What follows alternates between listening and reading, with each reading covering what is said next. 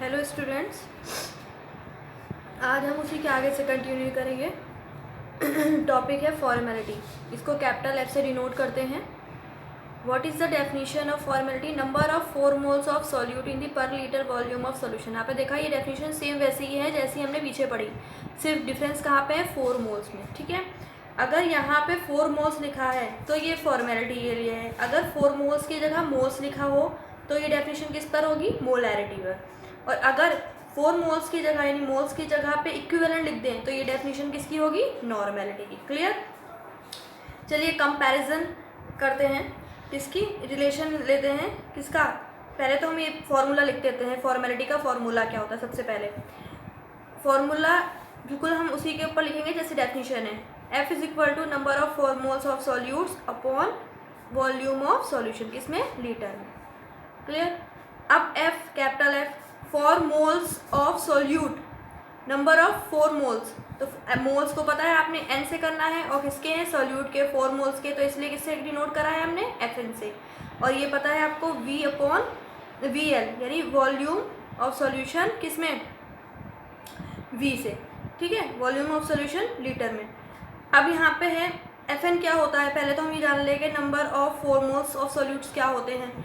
जहाँ weight of solute का wait हो और मॉलिकुलर वो फॉर्मूला मास हो, तो हमने यहाँ लिख दिया क्या है? Weight upon formula mass. ये ध्यान रखिएगा, जो फॉर्मूला मास होता है ये एक एक्सपेरिमेंटल वैल्यू होती है जो ऑब्जर्व की जाती है। क्लियर? फॉर्मूला मास जो होता है वो एक एक्सपेरिमेंटल मास वैल्यू होती है जो क्या की जाती है? ऑब्जर्व की जाती है। अब putting the value of Fn in equation 1, इसमें पुट कर देंगे तो capital F is equal to W upon FM into VL। Clear? और मैंने अगर हम FM को ऑब्जर्वेशन है तो जो है मास वैल्यू ऑब्जर्व की जाती है, तो मास क्या है? ऑब्जर्व की जा रही है, तो इसको हम इससे डिनोट भी कर सकते हैं। लिखा है because how much have we observe molecular mass. ठीक है, इसलिए जो है FM की जगह हम क्या लिख सकते हैं? OB, MOB। ठीक है, मतलब मॉलिकुलर मास जो ऑब्जर्व किया गया है। इतनी बात समझ में आई? अब हम रिलेशन पढ़ेंगे, व्हाट इज द रेशियो पढ़ेंगे। फॉर्मेलिटी और मोलैरिटी में क्या रेशियो है? तो हमें मोलैरिटी का फॉर्मूला पता है W upon M upon VL। M हमने पढ़ा था, लेकिन यहाँ पे हमने T पता क्यों लिखा है? क्योंकि थ्योरिकल, यानी ये वैल्यू तो आप निकाल सकते हो थ्योरिकल बेस से। जैसे आपने कह दिया कि मास निकालो NaCl का, तो आप Na का मास नंबर रखोगे और क्लोरीन का रखोगे और क्या निकल के आ जाएगा? Na का मास ऐड करके। तो ये तो थ्योरिकल होता है, लिखा है यहाँ पे MT थ्योरिकल मॉलिकुलर मास। तो फॉर्मेलिटी क्या होती है? अभी हमने पीछे यहाँ पे निकाली है, अभी आपने पढ़ा है ऑब्जर्वेशन मॉलिकुलर मास। अब दोनों को क्या करेंगे? सेकंड इक्वेशन में फर्स्ट डिवाइड कर देंगे। ठीक है, जब डिवाइड करेंगे तो W से W कैंसिल, VL से VL कैंसिल, और क्या बनेगा? MT upon MOB। ये जो वैल्यू है ये वाली, ये वैल्यू आपकी क्या है? I, जिसे हम कहते हैं वेंट हॉफ फैक्टर, जो हम आगे पढ़ेंगे, आगे स्टडी करेंगे इसकी। ठीक है, आगे आपको देखने को मिलेगा। Formality is equal to I लिख सकते हैं, यानी F का equal to F is equal to I into M। Clear? यानी इसकी जगह हम I है, यहाँ पे आप ऐसे कर सकते हैं F upon M equal to I, तो क्रॉस मल्टीप्लिकेशन हो जाएगी I इंटू M फॉर्मेलिटी की। ठीक है, तो ये फॉर्मूला हमारा फॉर्मेलिटी का बना। इसी तरीके से एक न्यूमेरिकल करवा रही हूँ मैं लिखा है 2.44 gram of benzoic acid is dissolve in benzene to form 500 ml solution, then find out the molarity and formality. तो हम जानते हैं इसमें क्या है, आपको ml में वैल्यू दे रखी है उसकी V, और आपको बेंजोइक एसिड दे रखा है। लेकिन ध्यान रखना, बेंजीन में डिसॉल्व किया गया है। अगर बेंजीन में डिसॉल्व करा जाता है तो जो बेंजीन में वो होते हैं, डिसॉल्व होते हैं, वो अलग टूटते हैं। ठीक है, और जो क्या होते हैं, वाटर में टूटते हैं तो डायरेक्ट आयंस में टूटते हैं। क्लियर? जैसे वाटर में टूटा तो वाटर में तो जैसे बेंजोइक एसिड है COOH, तो ये जो टूटेगा तो ये आपका नॉर्मल आयंस, ठीक है, प्लस H+ में टूटेगा। या कोई भी एसिड हो, कोई ज़रूरी नहीं है बेंजोइक एसिड ही हो, कोई भी एसिड हो सकता है, वो अगर वाटर में डिसॉल्व है तो वो किस में जाएगा? वो किस में जाएगा? आयंस में जाता है। ठीक है, लेकिन अगर जो है ये बेंजीन डाला गया है, देखो इन्होंने benzoic acid is dissolve in benzene, अगर बेंजीन डाला जाता है तो ये क्या है? डाइमर्स हो जाते हैं। डाइमर्स का मतलब कैसे? जैसे ये आप यहाँ देखो, जैसे बेंजीन है C6H5, तो ये हो गया C, ठीक है, COO, और ये है तुम्हारा OH। और यहाँ पे भी C6H5, और यहाँ पे तुम्हारा हो गया C, ये हो गया तुम्हारा OH, और यहाँ पे हो गया डबल बॉन्ड। तो यहाँ पे जो बॉन्डिंग आई है हाइड्रोजन बॉन्डिंग, तो ये क्या बन गया डाइमर्स। अगर हम बेंजोइक एसिड की बेंजीन के साथ रिएक्शन करा देंगे तो ये डाइमर्स बन जाते हैं। डाइमर्स का मतलब होता है 2 यूनिट जुड़ जाती हैं। क्लियर? तो इस तरीके से होगा।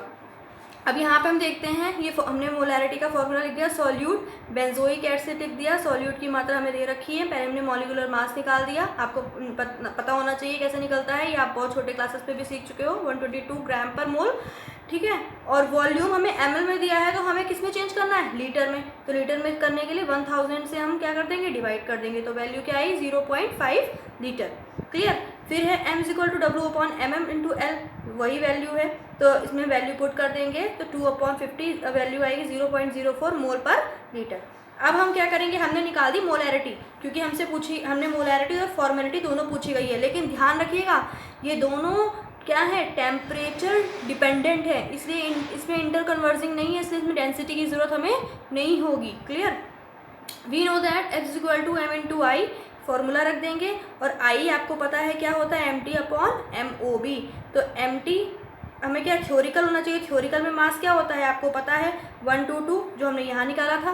ठीक है, और MOB जो ऑब्जर्व की जाती है, याद रखना ऑब्जर्व में से डबल डाइमर बनते हैं, तो जस्ट डबल क्या हुआ, दुगना इसका हो जाएगा। ठीक है, तो कितना आएगा, 122 का डबल क्या होता है 244, और क्या आएगा जब इसको काटोगे तो 1/2।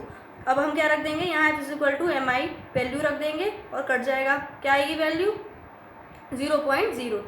क्लियर हो गई बात? अब हम यहाँ पे चलते हैं आगे की टर्म पढ़ते हैं, ppm W/V and ppm V/V। Same वही है, लेकिन ध्यान रखना हमने पहले जो पढ़ा था वो था परसेंटेज W/V और परसेंटेज V/V। ठीक है, परसेंट था तो इसलिए 100 से मल्टीप्लाई होता था, और यहाँ है पार्ट पर मिलियन, तो मिलियन का मतलब क्या होता है 10⁶। ठीक है, तो हम क्या करेंगे, सेम वैसे ही फॉर्मूला लिखा जाएगा, वेट/सॉल्यूट ग्राम में, और वॉल्यूम/सॉल्यूशन किस में था, यही तो था पढ़ा था पहले हमने, लेकिन यहाँ पे लिखा है but here is not percentage, so we can not multiply by 100, here is multiply by millions, यानी 10⁶। तो सेम वही है, ppm W/V वेट/सॉल्यूट/वॉल्यूम/सॉल्यूशन इंटू 10⁶। ऐसे ही वॉल्यूम का वॉल्यूम/सॉल्यूट ml में, और वॉल्यूम/सॉल्यूशन ml इंटू 10⁶। क्लियर? यहाँ तक तो आप लोगों को आराम से समझ में आ गया होगा। अब हम पढ़ेंगे टेम्परेचर इंडिपेंडेंट टर्म, क्या है, परसेंटेज W/W। देखो यहाँ पे वॉल्यूम नहीं है, जो वॉल्यूम नहीं होंगे, मैंने क्या बताया था, जो वॉल्यूम प्रेजेंट नहीं होता है तो वो टेम्परेचर इंडिपेंडेंट होते हैं। ठीक है, फॉर्मूला हम वैसे ही लिखेंगे, वेट ऑफ सॉल्यूट ग्राम में और वेट ऑफ सॉल्यूशन ग्राम में। क्लियर? इंटू 100, क्योंकि परसेंट लगा है। और आपको ये पता होना चाहिए कि जब यहाँ पे हम वेट ऑफ सॉल्यूशन रखते हैं 100 कितने में क्या रखते हैं, 100 रखते हैं, क्योंकि 100% के रेस्पेक्ट में आता है, इसलिए ये मैंने आपको जैसे पहले भी बताया है वैसे ही होगा। Mole fraction. क्लियर? अब हम पढ़ेंगे क्या, मोल फ्रैक्शन। मोल फ्रैक्शन में आपको पता होना चाहिए, जैसे हमने कोई बीकर लिया, ठीक है, जैसे हमने कोई बीकर लिया तो बीकर में 2 सॉल्यूट डाले, commonly use for symbol for moles X, ये तो आपको सब्सक्रिप्ट पर use to right hand side, X से डिनोट करते हैं, ये तो आपको पता है। ठीक है, मैं अलग आपको एक चीज़ बता रही हूँ जिससे आपको और अच्छा कॉन्सेप्ट क्लियर हो जाएगा। जैसे आपको मोल फ्रैक्शन है, तो मोल फ्रैक्शन में हमने एक बीकर में दो लिए, दो क्या लिए हमने, एक सॉल्यूट लिया और एक A और B। इसको A को मान लिया हमने सॉल्यूट और B को मान लिया हमने सॉल्वेंट। क्लियर?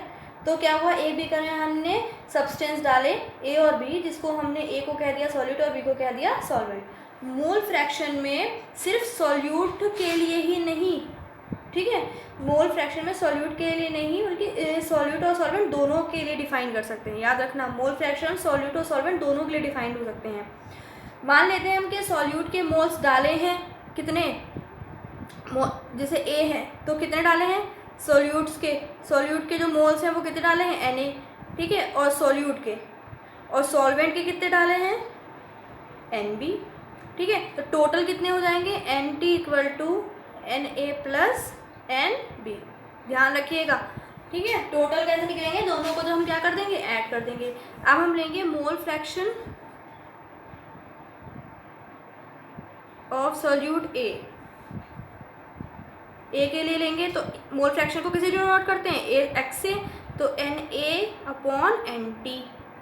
तो एन ए तो है ही, और एन टी की जगह हम क्या रख सकते हैं, N A plus N B. Clear, इसको मान लिया हमने इक्वेशन 1। अब हम मोल फ्रैक्शन किसके लिए लेंगे, बी के लिए लेंगे, बी के लिए लेंगे तो X B equal to N B into upon N T equal to N B upon N A plus N B. ठीक है, इसको मान लिया हमने इक्वेशन 2। अब हम दोनों को ऐड करेंगे, एडिशन करेंगे। जब एडिशन करने के बाद लिखा है इक्वेशन 1 एंड 2,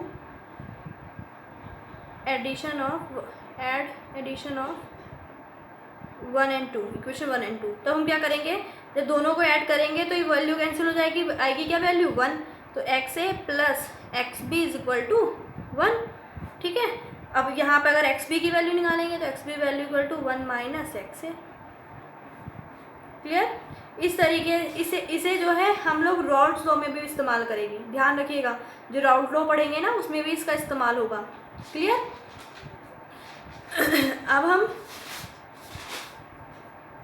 यहाँ तक तो हमने पढ़ लिया। अब हम मोलैलिटी पढ़ेंगे। मोलैलिटी मैंने पहले बताया था किस पर रिलेट करती है, किससे, सॉल्वेंट से, सॉल्यूशन से नहीं करती, और सारे टर्म सॉल्यूशन से करते हैं। ध्यान रखिएगा, this is the moles of solute इन पर केजी वेट ऑफ सॉल्वेंट। यहाँ पे लिखा है स्मॉल एम से डिनोट करते हैं मोल ऑफ सॉल्यूट, तो एन लिखा, और क्या लिखा है, वेट किस में होना चाहिए, केजी में। ठीक है, तो केजी में आपने पढ़ा है एन की वैल्यू क्या थी, डब्ल्यू अपॉन एम ओ, तो वही रख दी हमने। ठीक है, अब इसकी जगह सेम इसको आप क्रॉस मल्टीप्लाई भी करा सकते थे, तो M is equal to N, मतलब ये देखो एन की जगह ये रखा हमने। ठीक है, और फिर बाद में एन ही रख देंगे और डब्ल्यू के जी। क्लियर, आ रही समझ में, दोनों वैल्यू रख सकते हैं आप।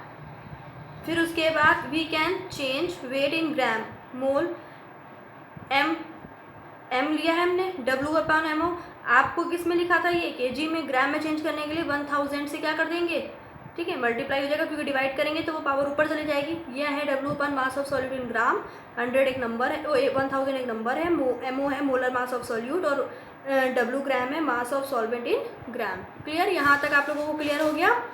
चलिए, थैंक यू। अब आपको नेक्स्ट वीडियो में आगे का पोर्शन मिलेगा, अच्छे से पढ़ाई करिए।